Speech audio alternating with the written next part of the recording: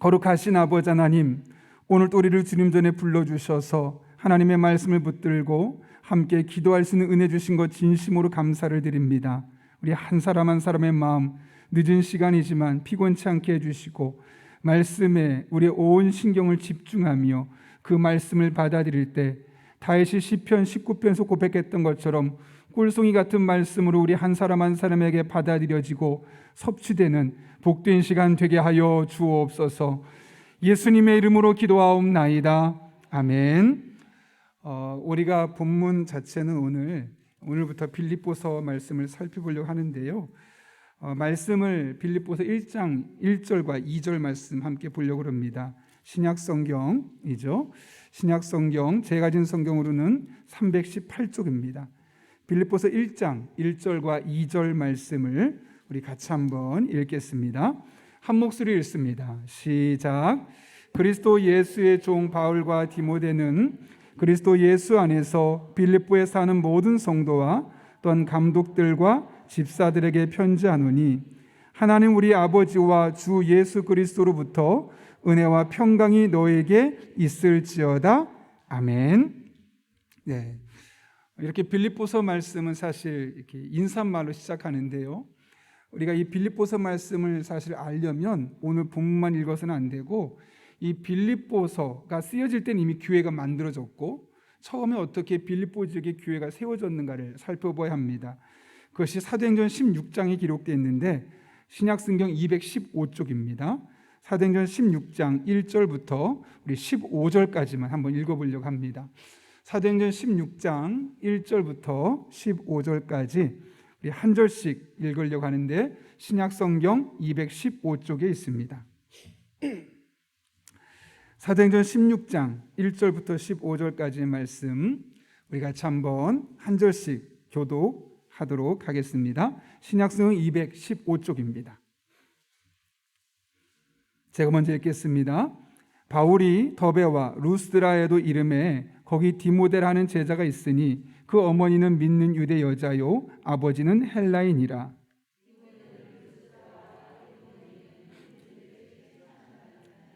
바울이 그를 데리고 떠나고자 할새 그 지역에 있는 유대인으로 말미암아 그를 데려다가 할례를 행하니 이는 그 사람들이 그의 아버지는 헬라인인 줄 다 알미러라.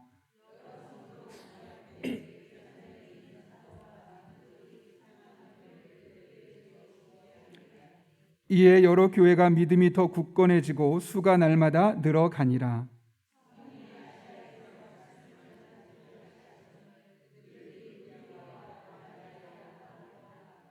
무시 앞에 이르러 비두니아로 가고자 애쓰되 예수의 영이 허락하지 아니하시는지라. 밤에 환상이 바울에게 보이니 마게도냐 사람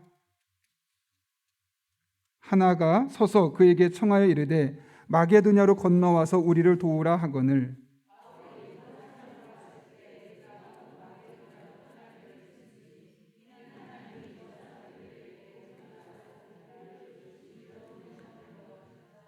중요한 부분이 11절부터 15절까지인데요. 여기가 이제 루디아가 처음으로 바울에게 전도되고 그래서 빌립보 교회가 형성되는 그런 부분입니다. 같이 한번 제가 한 절씩 다시 읽습니다. 우리가 드로아에서 배를 타고 사무드라게로 직행하여 이튿날 네아폴리로 가고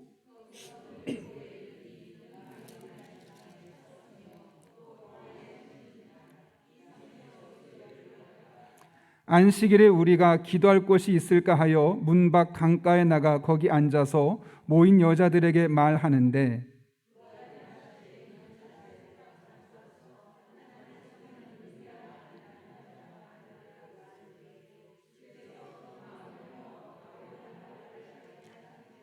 같이 읽습니다. 그와 그 집이 다 세례를 받고 우리에게 청하여 이르되 만일 나를 주 믿는 자로 알거든 내 집에 들어와 유하라 하고 강권하여 머물게 하니라. 아멘. 오늘부터 우리가 이제 빌립보서를 좀 살펴보려고 하는데요. 특별히 우리 부교육자들이 하던 것처럼 우리가 설교 스타일이 아니라 성경 공부 스타일로 한번 살펴보려고 합니다. 아무래도 설교를 하다 보면 적용이 많아지게 되면 성경의 세세한 부분을 볼 수 없게 되고 그래서 저 같은 경우는 우리 부교육자들은 계속 설교를 하지만 이렇게 성경 공부 스타일로 해서 좀 단어와 의미 또 지도도 보아가면서 구체적으로 이제 하나님의 말씀을 좀 연구해 보려고 합니다. 그렇다면 왜 빌립보서를 선택했을까? 사실 신약 성경에 많은 책들이 있는데 빌립보서를 선택했던 이유는 빌립보서가 갖고 있는 별명 때문입니다. 잘 아시는 것처럼 빌립보서는 기쁨의 서신이라고 우리에게 잘 알려져 있죠. 그래서 우리가 가장 많이 들었던 이 빌립보서의 대표적인 말씀은 4장 4절에 주 안에서 항상 기뻐하라 내가 다시 말하노니 기뻐하라 라는 말씀. 그래서 빌립보서는 기쁨의 서신으로 우리에게 많이 알려져 있습니다. 중요한 것은 이 말씀을 어디에서 바울이 썼느냐라는 거죠. 뒤에 조금 이따 자세히 살펴보겠지만 빌립보 감옥에서 썼습니다. 어떻게 감옥에서 이렇게 기뻐라고 쓸 수 있었는가가 사실은 이 빌립보서 안에 담겨 있지요. 그래서 우리가 이 빌립보서 말씀을 살펴보는 중에 우리들의 삶에 초월해서 이 하나님의 은혜를 우리 삶으로 경험하고 또 우리 삶의 형편이 어떠하든지와 상관없이 기뻐할 수 있는 비결을 우리가 함께 살펴보려고 합니다. 제가 좋아하는 성경 구절이 여러 개가 있는데 그 중에 저의 마음을 이 빌립보서를 연구하면서 가장 먼저 떠올랐던 말씀은 히브리서 11장 38절 말씀입니다. 히브리서 11장에 보게 되면 수많은 믿음의 인물들, 위인들의 목록이 나오죠. 그러다 38절에서 이렇게 말합니다. 이런 사람은 세상이 감당하지 못하느니라. 이런 사람은 세상이 감당하지 못하느니라. 괄호로 들어있는데요, 이 바로 앞에 어떤 이야기가 있냐면 믿음으로써 좋은 일이 있었다, 행복했다, 만사 형통했다, 원한 대로 순조롭게 진행되었다 라는 말들이 나오는 것이 아니요, 오히려 그런 부분도 일부분 나오긴 하지만 조롱과 채찍질과 결박과 옥에 갇히는 시련도 받고 돌로 치는 것과 톱으로 켜는 것과 시험과 칼로 죽임을 당하고 양과 염소의 가죽을 입고 유리하여 궁핍과 환난과 학대를 받는 사람들. 그럼에도 불구하고 믿음을 지키고 그럼에도 불구하고 하나님으로 말미암아 만족스럽다고 그럼에도 불구하고 하나님으로 말미암아 기쁨을 말할 수 있었던 사람들, 이 세상에 보기에는 도무지 이해가 되지 않는 사람들, 그게 누구겠습니까? 바로 그리스도인이고 우리의 모습 아니겠습니까? 세상 사람들이 보면 이해가 안 됩니다. 그래서 성경적인 표현으로 이런 사람은 세상이 감당하지 못하느니라. 우리가 하는 말들을 그들은 다 이해할 수 없습니다. 어떻게 저렇게 절망적인 상황에서 그래도 소망을 말할 수 있고 좌절하지 않을 수 있고 일어설 수 있는지, 우리가 그런 비결을 빌립보서 말씀을 통해 우리가 함께 찾아가려고 합니다. 그래서 앞으로 한 15주에서 16주 정도 빌립보서 말씀을 차근차근 살펴보는 중에 여러분 한 분 한 분이 세상이 감당할 수 없는, 그렇다고 해서 늘 어려운 일을 경험하라는 것이 아니라 모든 상황을 초월해서 하나님의 은혜 안에 머물며 살아가는 그런 여러분 한 분 한 분 될 수 있기를 예수님의 이름으로 축원합니다. 빌립보서와 관련해서 먼저 기록 연대를 알아야 되는데요, 여러분에게 나눠드린 자료를 보게 되면 자그마한 박스 같은 곳에 6가지 사건을 기록해 놨습니다. 가장 첫 번째는 십자가 죽으신 예수님, AD 약 30년경, 예수님께서 33살쯤에 돌아가셨으니까 우리를 따지면 BC 한 3년에서 4년쯤에 예수님께서 태어나셨다고 보시면 될 겁니다. 그리고 나서 예수님 돌아가시고 나서 3년 뒤에 사도 바울이 회심했습니다. 그리고 나서 그 뒤로 약 14년 정도 후에 사도 바울이 1차 전도여행을 떠나게 되고 그 뒤에 또한 1, 2년 뒤에 2차 전도여행을 떠나게 되고 그 뒤에 1, 2년 뒤에 또 바울이 3차 전도여행을 떠나게 됩니다. 그리고 오늘부터 우리가 살펴볼 빌립보서는 AD 60에서 62년경에 기록된 거죠. 우리가 좀 전에 읽어봤던 사도행전 16장에서 그렇다면 결국은 사도 바울이 전도 여행 중에 교회가 세워졌으면 약 AD 49년에서 51년쯤에 루디아가 전도가 된 것이고 그곳에 이제 빌립보 교회가 생긴 거죠.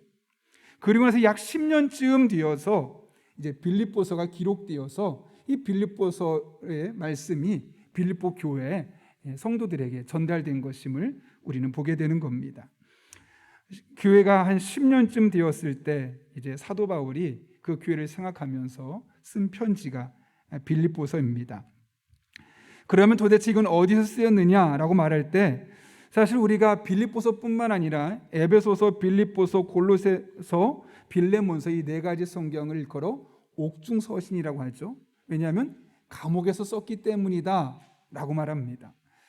그랬을 때 이제 학자들은 어떤 사람은 에베소 감옥에서 썼다라고 말을 하고 어떤 사람은 로마 감옥에서 썼다라고 말하는데 빌립보서가 기록된 것을 보아하니 에베소 감옥설이 맞겠습니까? 로마 감옥설이 맞겠습니까? 빌립보 기록이 언제 됐다고요? 약 60에서 60년경이니까 로마 감옥에 갇혀 있을 때 쓴 것임을 우리는 예측할 수 있고요. 만약 에베소 감옥설이라고 한다고 하면 사도 바울이 2차 전도여행 끝나고 3차 전도 여행 중에 쓴 건데 사실은 쉽지 않은 상황입니다. 그리고 이 빌립보 교회 내 여러 가지 문제들을 보게 되면 1년 안에 뒤어진 문제들이 아니라 한 10여 년 정도 지나면서 생겼던 문제들을 또 빌립보서에서 지적하고 있는 것을 보게 되죠. 따라서 옥중서신인 에베소서, 빌립보서, 골로새서, 빌레몬서는 사도 바울이 로마 감옥에 있었던 AD 60에서 61년쯤에 쓰여지게 그곳에서 로마 감옥에서 쓰게 되었다. 그래서 정확하게 60년인지 61년인지 62년인지는 알 수 없지만 약 60년에서 62년 사이 이 3년 안에 쓰여진 것으로 많은 학자들이 추측을 하고 있습니다. 그렇다면 도대체 빌립보는 왜 빌립보냐? 이 문제만 잠깐 언급하고 이제 뒷부분 넘어가려고 하는데요. 빌립보는 우리가 잘 아는 알렉산더 대왕 아죠? 이 알렉산더 대왕의 아버지가 필립 2세입니다. 이 필립 2세가 이 지역을 점령했습니다. 점령하고 나서 그 도시 이름을 어떻게 했어요? 자기 이름으로 지은 겁니다. 그래서 빌립보 이렇게 그 지역 이름이 빌립보라고 그때 명명되게 되었음을 우리는 보게 되는 거고요. 이 빌립보는 우리 좀 전에 읽었던 말씀 보게 되면 로마의 식민지라고 되어 있습니다.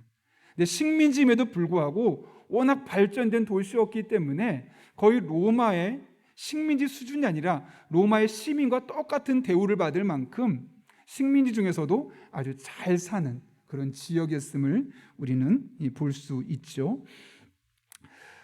그래서 우리가 이제 빌립보서를 간단하게 살펴보았죠. 기록 연대는 언제쯤이 되는지 또 어느 장소에서 로마 감옥에서 쓰여졌다라는 걸 살펴보면서 우리가 좀 전에 읽었었던 사도행전 16장을 제가 짧게 한번 요약해 보려고 합니다. 사도행전 16장 말씀은 크게는 4개로 구성되어 있는데요.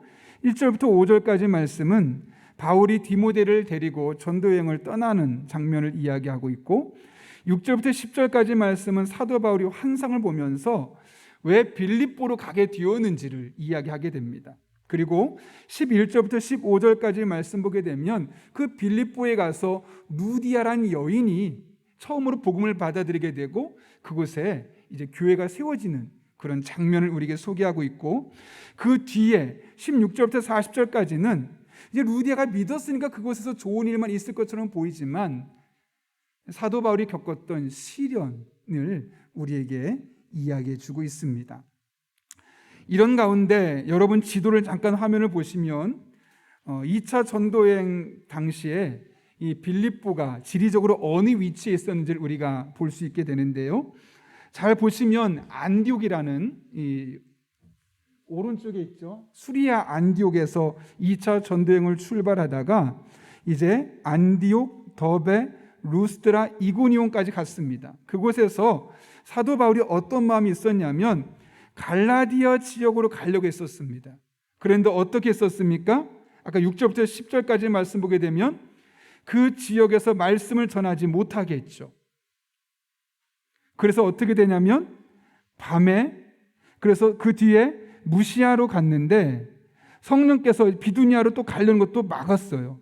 그러다가 밤에 어떤 일이 있었냐면 환상 중에 저 빌립보, 그러니까 강 건너죠, 빨간색으로 그쪽에 있는 지역, 거기가 이제 마케도냐라는 지역인데 이 마케도냐 지역에서 한 사람이 와서 건너와서 우리를 도와달라라는 환상을 보게 되고 그 환상을 따라서 그들이 건너가서 처음에 도착한 곳이 어디냐? 네아폴리라는 곳입니다. 그리고 네아폴리에서 조금 더 안쪽으로 들어가서 이제 빌립보라는 곳에 가게 되었음을 이제 우리가 전도 여행을 통해서 보게 되는 거죠. 그리고 우리가 요한계시록에서 보게 되는 소아시아 7개는 어디에 있냐 그러면 보통 에베소 있죠. 이 오른쪽에 있는 그 에베소 교회가 에베소 교회가 있고 이 오른쪽에 7개의 교회가 몰려 있습니다. 그래서 그쪽을 성경에서 아시아라고 말하고 있죠. 그 지역을 지금 말하는 거고요. 사도 바울의 원래 목적은 여기 있는 이고니온 지역에 있는 그 지역에 있는 아시아 지역 육지를 전도하려고 했던 겁니다. 근데 성령께서 그것을 전도하지 못하게 자꾸 막는 거죠. 그러다 환상 중에 저 물 건너 네아폴리 빌립보 지역에 있는 곳에서 그를 부르게 되었고 그곳에 가게 되었는데 가서 가장 처음 만난 여인이 누구냐? 바로 루디아라는 거죠. 그래서 우리가 이제 그 지역을 잠깐 한번 살펴보려고 하는데요. 보시면 우리가 갖고 있는 지금 여러분이 보시고 있는 데살로니가, 베레야, 고린도, 아덴 이쪽 지역이 오늘날로 말하면 그리스 지역입니다. 그리고 그 소아시아, 아까 우리가 봤던 이고니아, 이고니온, 그리고 그 소아시아 7교회가 있다고 얘기한 지역 있죠. 그 지역이 오늘날로 말하면 터키 지역입니다. 그래서 우리가 내년에 이제 성지순례를 터키 지역으로 만약 가게 된다면 그 소아시아 7교회를 가게 되고 그 중에 빌립보 교회도 우리가 볼 수 있게 되는 것이죠. 그리고 우리가 보았던 그 그리스에서 왼쪽으로 좀 더 보면 구두 모양으로 있는 것이 이탈리아, 로마.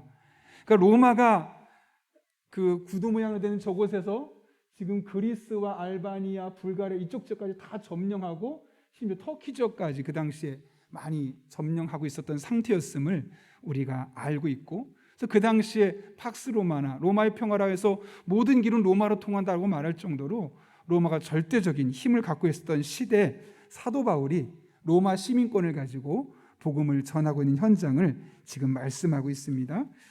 제가 이제 간단하게 또 사진 하나 보시면요, 이제 사도 바울이 환상 중에 마게도냐로 와라, 이리로 와서 우리를 도와라 라고 했다고 안 했습니까?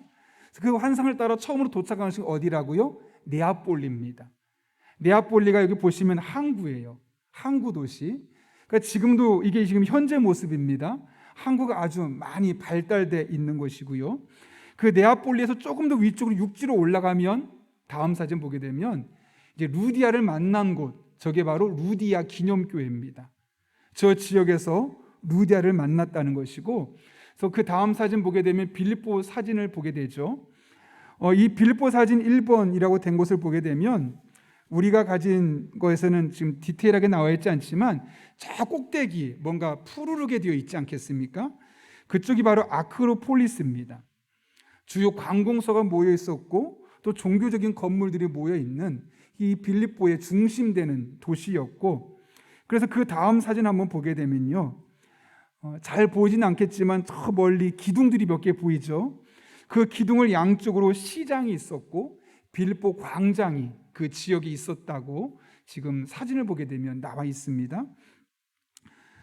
그 다음에 이제 다음 사진 보게 되면 그 당시에 빌립보의 집이 어떤 형태로 되어 있었는지를 볼 수 있습니다. 저렇게 돌을 쌓고 그 돌 위에 나무를 쌓아서 그 밑에서 살았던 것이 이제 빌립보 사람들의 지역이었고요. 우리가 알고 있는 그 빌립보의 초대 교회는 어떤 식으로 만들어졌냐면, 여기 보실까요? 여러분 옥타곤이라고 들어보셨죠? 팔각형. 지금 사진은 다 나오진 않지만 이 팔각형 모양으로 그 당시에 교회들이 지어졌음을 우리는 볼 수 있는 거죠. 그래서 이 빌립보 교회가 세워졌던 지역이 바로 이곳이고, 빌립보 집도 옆에 있었던 그곳에 이제 빌립보 교회가 있었다는 것을 우리가 보게 됩니다. 그 다음 사진은 그냥 사도 바울이 나중에 갇혔던 감옥입니다. 우리 같은 감옥이 아니라 저렇게 돌 사이에 철창살을 놓고 있었던 감옥인데, 자, 이렇게 해서 우리가 일단 간단하게 이 빌립보 지역에 대한 설명을 살펴보게 되었고요.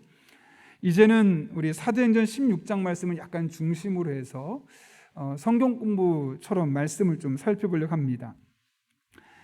여러분, 아까 이야기했던 건 사도 바울이 빌립보로 발길을 돌리게 된 사연이 무엇이었다고 말하죠? 16장 6절부터 10절까지의 말씀 보게 되면 6절 앞에 어떻게 뭐라고 말합니까? 성령이라고 말합니다. 그리고 7절 보면 예수의 영이라고 말합니다. 여러분, 성령과 예수 영은 같은 걸까요? 다른 걸까요? 같습니다. 그래서 어디에서는 하나님의 영, 어디에서는 그리스도의 영, 어디에서는 성령, 어디에서는 예수의 영이라고 표현은 다르게 나오지만 다 성령 하나님을 표현하는 그런 다른 용어들이라는 것이죠. 그래서 이 성령께서 이 소아시아 지역에서 아까 지도 기억하시면서 복음을 전하지 못하도록 해서 결국 환상 중에 어디를 갔습니까? 그들이 네아폴리를 물을 건너서 마게도니아 지역에 있는 네아폴리를 가게 되고 그 바로 위에 있는 빌립보까지 가서 이제 가게 되었음을 말씀하는 거죠. 여기서 중요한 것은 사도 바울이 빌립보로 발길을 돌리게 된 사연이 무엇이었다고요? 성령이었다는 거죠. 이걸 보면서 여러분은 어떤 생각이 드십니까? 사도 바울은 성령의 음성에 민감한 사람이었고 성령께서 말씀하실 때 그것이 성령의 음성인지 아닌지를 분별해낼 수 있는 영적인 분별력이 있는 사람이었다는 겁니다. 그래서 하나님께서 아마도 사도 바울을 통해서 신약 성경 27권 중에 13권이나 쓰지 않았을까? 왜냐하면 사실 이 성경 자체가 성령의 감동으로 되어진 것 아니겠습니까? 사도 바울은 이렇게 성령의 감동 그리고 성령의 음성을 분별할 줄 알았고 그것이 하나님께서 우리를 부르신 것으로 인정할 줄 아는 정도로 영적인 확신을 갖고 있었던 사람임을 우리가 보게 되는 거죠. 이런 걸 보면서 사도 바울이니까 라고만 끝내서는 안 되겠죠. 그럼 과연 나는 어떤가? 오늘날 그럼 성령께서 동일하게 역사하고 계신가? 역사하고 계시다면 나는 그 성령의 음성에 얼마나 민감한가? 나는 성령으로 충만해서 성령의 음성에 민감하게 반응하고 있는가? 아니면 성령이 나에게 여전히 말씀함에도 불구하고 내가 영적으로 둔감해서 그 성령의 주파수를 잡지 못하고 있는 것은 아닌가? 생각해 볼 필요가 있습니다. 여러분은 어떠신 것 같습니까? 성령의 음성에 민감하십니까? 아니면 성령께서 분명히 여러분의 마음을 노크하고 여러분에게 말씀하시는데 그때마다 신호를 놓쳐버려서 시간을 허투루 보내고 계신지는 않는지 모르겠습니다. 우리가 또한 오늘 말씀을 보면서 사도 바울이 성령의 음성에 민감했고 그 성령의 음성인지 아닌지를 분별해낼 수 있었던 것처럼 우리 또한 그렇게 성령의 음성에 민감한 또 성령의 음성을 분별해내는 그런 하나님의 사람들 될 수 있기를 예수님의 이름으로 축원합니다. 자, 3번입니다. 빌립보에서 바울이 제일 먼저 전도한 사람이 누구였죠? 16장 13절 14절인데요. 특별히 14절 이렇게 되어 있습니다. 두아디라시에 있는 자색 옷감 장사로서 하나님을 섬기는 루디아라는 한 여자가 말을 듣고 있을 때라고 말합니다. 여러분, 이 지역에 사도 바울이 처음 가서 복음을 전하는 건데 본격적으로 가는 복음을 처음 전하는 건데 그 지역에 루디아라는 여인이 있었잖아요. 근데 그 여인이 어떤 여인이었다고요? 이방 여인이 아니라 그러니까 지역적으로는 이방 여인이었는데 하나님을 섬기는 여인이었음을 말씀하고 있는 겁니다. 더군다나 사도 바울이 그곳에 가서 말을 할 때 두아디라 여인 이 루디아가 그의 말을 받아들였던 가장 큰 이유가 무엇 때문이라고 말하냐면 주께서 그 마음을 열어서 바울의 말을 따르게 했기 때문이다 라고 말합니다. 참 재밌는 게 뭐냐면요, 여기 보게 되면 뭐라고 됐다고요? 주께서 그 마음을 열어서 사도 바울의 말을 따르게 했다고 되어 있잖아요. 여기 열다라는 말이 헬라 원문을 보게 되면 디아노이고라는 단어거든요. 이게 17장 3절에도 나오는 단어인데 이게 뭐냐면 닫혀진 것을 완전히 열어버린다는 겁니다. 다시 말하면 사도 바울이 그곳에서 여인들에게 복음을 전하고 있을 때 처음에 루디아도 하나님을 섬기는 여인이었지만 마음을 꼭 닫고 있었다는 겁니다. 안 들었다는 거예요. 듣고 싶은 마음 자체가 없었다는 거예요. 그런데 하나님께서 그녀의 마음을 활짝 열어버린 거예요. 그래서 사도 바울의 말이 들려지게 되었고 그곳에서 처음으로 제대로 된 복음을 받아들였을 뿐만 아니라 15절 보게 되면 그와 그 집이 다 세례를 받았고 그녀의 집에 들어가서 이제 강권에서 머물게 되었고 그녀의 집에서 처음으로 빌립보 교회가 시작된 겁니다. 오늘날처럼 어떤 건물을 지어놓고 혹은 광장에 상가를 임대해서 한 것이 아니라 이 루디아의 집에 들어가서 강권하여 머물고 있었던 그런 것을 시작으로 이 루디아의 집이 빌립보 교회였다는 거죠. 그래서 실제로 이 당시에 사도 바울이 전도하는 곳마다 가보면 대부분 어떤 광장이 있었다거나 특별한 건물을 임대해서 교회를 세운 것이 아니라 사람들의 개인의 집에 들어가서 그곳에서 교회가 시작되었음을 보게 됩니다. 그래서 누구누구 집에 있는 교회라는 표현이 신약 성경에 자주 나오는 이유가 바로 그런 것 때문입니다. 근데 여기서 정말 우리가 중요한 한 가지를 생각해 볼 필요가 있죠. 아까 이야기했던 것처럼 이 루디아는 사도 바울의 말을 들을 마음이 없었다는 거예요. 그런데 누가 열었다고요? 하나님께서 그녀의 마음을 활짝 열었다는 거예요. 그래서 그 뒤에 보게 되면 따르게 하신지라 라고 되어 있죠. 근데 이게 따르게 된다는 말도 원문을 보게 되면 마음을 돌리게 됐다라고 되어 있어요. 그러니까 처음에 루디아는 정말 사도 바울을 어떤 외간 남자로만 보았고 그의 말을 믿을 수 없었다고 생각했던 거죠. 그런데 성령께서 하나님께서 그의 마음을 열어주니까 그의 말들이 들리기 시작했고 그러면서 그곳에서 복음이 꽃을 피우면서 빌립보 교회가 새롭게 시작되었음을 우리에게 말씀하고 있는 겁니다. 여러분 이걸 보면서 무슨 생각이 드십니까? 하나님께서 예비해 놓으신 영혼이 있다는 거예요. 그 당시만 해도 마음의 문을 꽁꽁 닫아서 전혀 받아들일 것 같지 않은데 어느 순간 하나님께서 그의 마음을 열어버리면 그 순간 그녀의 마음이 활짝 열린 것처럼 우리 주변도 마찬가지예요. 저 사람은 쉽지 않아. 5년, 10년 이상 걸릴지도 몰라. 그러면서 우리 마음이 어쩌면 배제하고 있는 사람이 있지 않겠습니까? 저 사람한테 복음 전하는 건 내가 할 일이 아닐지도 몰라. 나보다 믿음 훨씬 좋은 사람 혹은 목사님이나 전도사님 주변에 그런 믿음 좋은 사람이 몇 명이 붙어서 해야지만 돼 라고 생각할지 모르겠지만 하나님께서 마음 열면요 꽁꽁 닫았던 마음도 한순간에 활짝 열린다는 사실을 우리가 믿어야 되겠습니다. 그런 의미에서 우리가 복음을 전하는데 두려워하지 마십시오. 하나님이 열고자 하면 열지 못할 사람이 없습니다. 그 사실을 믿으면서 우리 또한 사도 바울처럼 하나님의 말씀을 늘 전하며 복음을 전하며 살아가는 그런 주의 종들 될 수 있기를 간절히 바랍니다.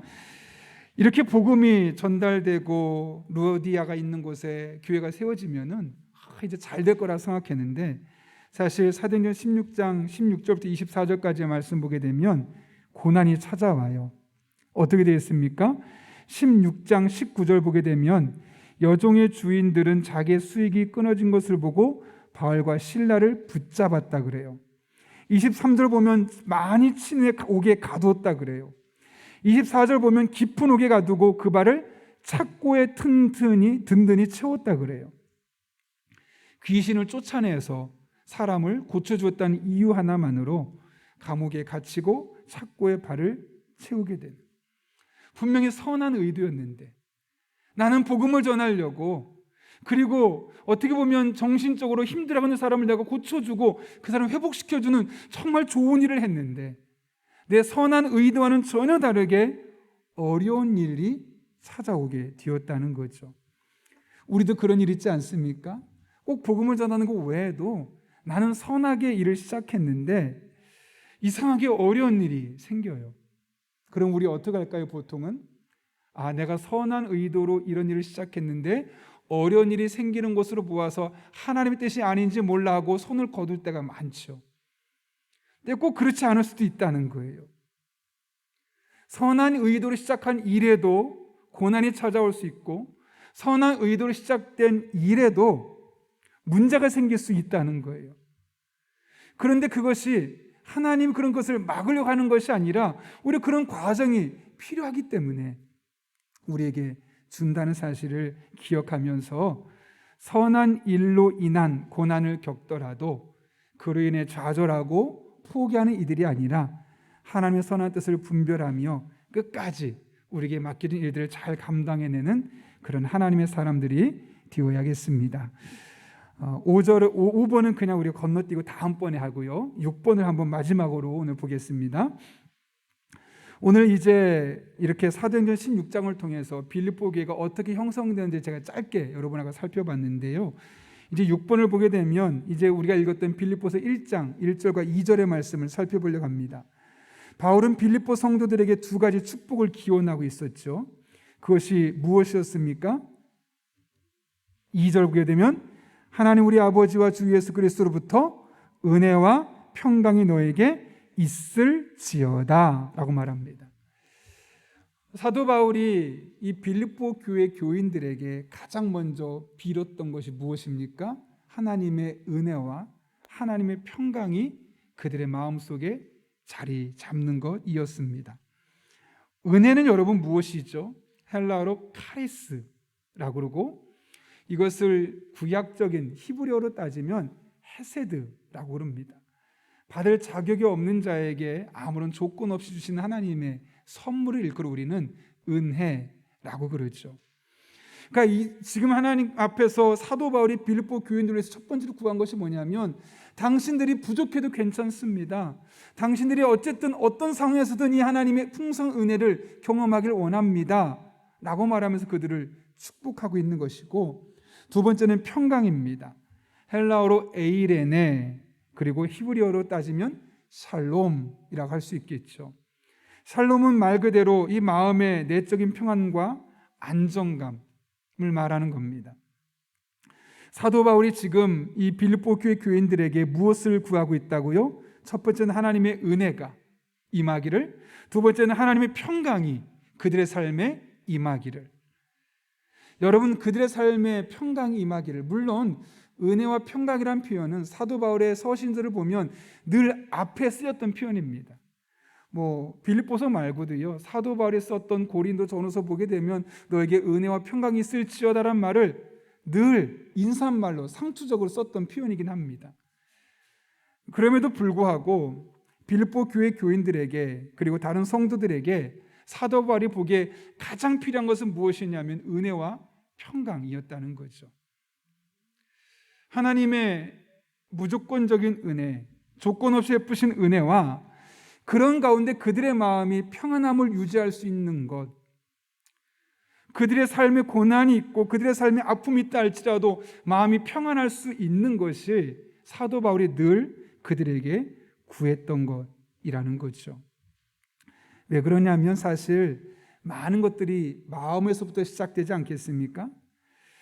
그래서 여러분, 사도 바울이 지금 이 빌립보 교회 성도들에게 하는 말, 주 예수 그리스도로부터 은혜와 평강이 너에게 있을지어다 라고 말했을 밖에 없었던 이유는, 사실은 이 빌립보 지역은 소아시아 지역에서도 가장 작은 도시였어요. 지금도 인구가 한 6만 명 정도밖에 되지 않을 정도로 이제 작은 도시인데, 이곳은 아시는 것처럼 루디아가 어떤 일을 하고 있었다고요? 자주 옷감 장사를 했다고 하죠. 이 자주 옷감은 좀 고급스러운 옷감이고 세계적으로 이 지역의 이 옷감이 유명한 그런 장소였습니다. 그래서 보면 양모 방직, 피역, 가죽 가공, 또 염색 산업이 발달했었고 금속 세공술이 발달했었기 때문에 산업 도시였고, 우리 아까 사진을 보았던 것처럼 교통의 요충지였습니다. 마게도냐로 들어가는 입구이기도 됐고, 또 배 타고 와서 처음 만나는, 네아폴리 다음으로 처음 만나는 도시가 바로 빌립보면서 그곳이 이 두아디라 성이었기 때문에 그 지역 자체가 아주 부유한 도시였으면서 교통의 요지였죠. 그러다 보면 이 이방 땅에 늘 따라오는 게 뭐냐면 우상이었어요. 로마 황제, 태양신 아폴로, 미의 여신 아테미 등을 섬기는 신전들이 모든 도시마다 다 있었습니다. 그리고 그곳에서 우리가 나중에 한번 들어보셨겠지만 혹시 소아시아 7교회 중에 하나 책망받았던 교회 이름 아십니까? 생각나시나요? 요한계시록 2장 19절부터 21절 보게 되면 에서버두 사빌라 두아디라 교회. 두아디라가 아까 누가 있었던 곳이라고요?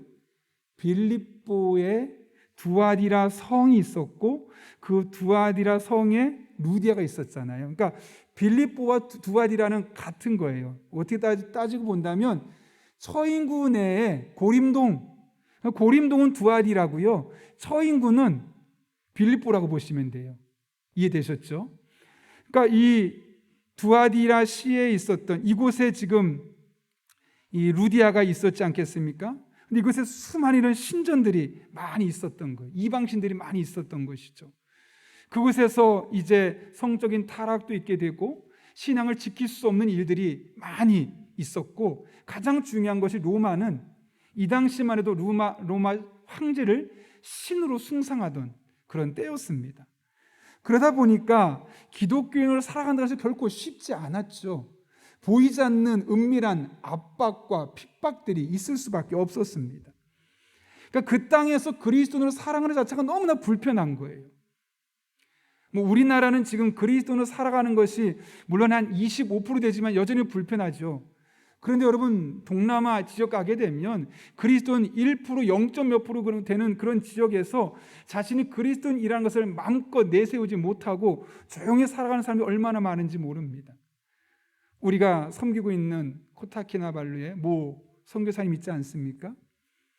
그쪽에도 가서 보시면 비밀 경찰들이 있습니다.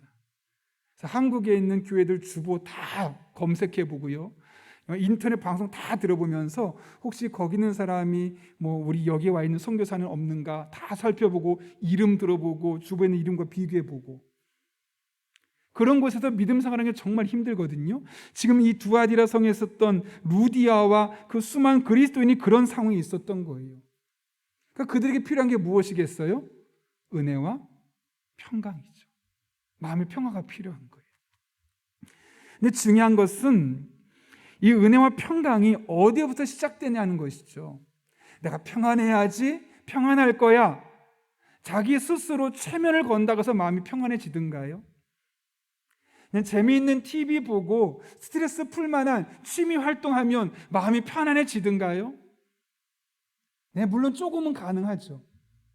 근데 우리 마음의 진정한 평안, 에이렌의 샬롬의 이 평안은 TV를 본다고 해서, 취미생활을 한다고 해서, 친구들과 함께 즐거운 프로그램을 진행한다고 해서 생겨지는 평안이 아니에요. 어디서 시작됩니까? 하나님 우리 아버지와 주 예수 그리스도로부터 오는 거예요. 그러니까 여러분의 마음속에 정말 평안을 누리고 싶다면요, 하나님으로부터 평강을 구하셔야 됩니다. 이 세상 것들로 아무리 그 마음이 편안해지려고 노력해 보십시오, 안 됩니다. 왜냐하면 진정한 평안은 누구로부터 오기 때문에요? 하나님으로부터 오기 때문에요. 그래서 그럼 어떻게 하면 우리 마음이 평안해질 수 있겠어요? 빌립보서 뒤에 4장 혹시 기억나십니까? 6절 7절 말씀, 아무것도 염려하지 말고 다만 모든 일에 기도와 간구로 너희 구할 것을 감사함으로 하나님께 아뢰라. 그리하면 모든 지각에 뛰어난 하나님의 평강이 그리스도 예수 안에서 너희 마음과 생각을 지키시리라. 그러니까 평강은 저절로 오는 게 아니에요. 평강은 내가 어떤 인위적인 노력으로 오는 게 아니라 기도할 때 아무것도 아닌 것으로 염려하지 말고 모든 일에 큰 일이든 소소한 일이든 모든 일에 기도와 간구로 하나님 앞에 감사하며 아뢰면 평강이 임하는데요. 하나님의 평강이 임하는데 그 평강은 어떤 평강입니까? 모든 지각에 뛰어난, 모든 지각에 뛰어나다는 게 무엇이겠습니까? 모든 상황을 뛰어넘을 수 있는, 모든 상황을 해석해낼 수 있는, 모든 상황을 극복해낼 수 있는 그런 하나님의 평강이 우리에게 임할 것이라고 말씀하죠. 그래서 예수님도 요한복음 14장 27절에서 이렇게 말했잖아요. 평안을 너에게 끼치노니 곧 나의 평안을 너에게 주노라. 내가 너에게 주는 것은 세상이 준 것과 같지 아니하니라. 이 하나님 주신 평강을 우리가 누려야 되지 않겠습니까? 여러분, 이 세상 살면서 마음이 편안해서 불편하세요? 미래 생각하면 답답하죠. 꼬여있는 문제 보면 어떻습니까? 마음이 결코 쉽지 않을 거예요. 우리가 마음이 편안하게 살아가는 것이 결코 쉽지 않습니다. 그런데 그것이 가능한 것은 하나님 앞에 기도할 때, 기도할 때 세상에 줄 수 없는 하나님의 평강, 모든 지각에 뛰어난 하나님의 평강이 여러분에게 임하게 되어지면 고통 속에서도 여러분 마음이 평안할 수 있고요, 저 미래가 깜깜하고 아무것도 보이지 않음에도 불구하고 마음이 평안할 수 있습니다. 저는 오늘 우리가 기도할 때 그렇게 기도하면 좋겠어요. 하나님, 다른 거 잘 모르겠습니다. 하나님의 평강이, 세상에 줄 수 없는 모든 지각에 뛰어난 하나님의 평강이 내가 기도하며 나아갈 때 나의 삶의 크고 작은 문제 가운데 임하게 해주셔서 걱정하거나 근심하지 말고 하나님 주시는 평강으로 믿음으로 잘 살아갈 수 있게 해달라고, 그렇게 기도하는 여러분 한 분 한 분에게 그리스도의 은혜와 평강이 날마다 경험될 수 있기를 예수님의 이름으로 축원합니다. 우리 함께 내가 허락하신 시련을 통해 한 번만 부르시고 기도하도록 하겠습니다.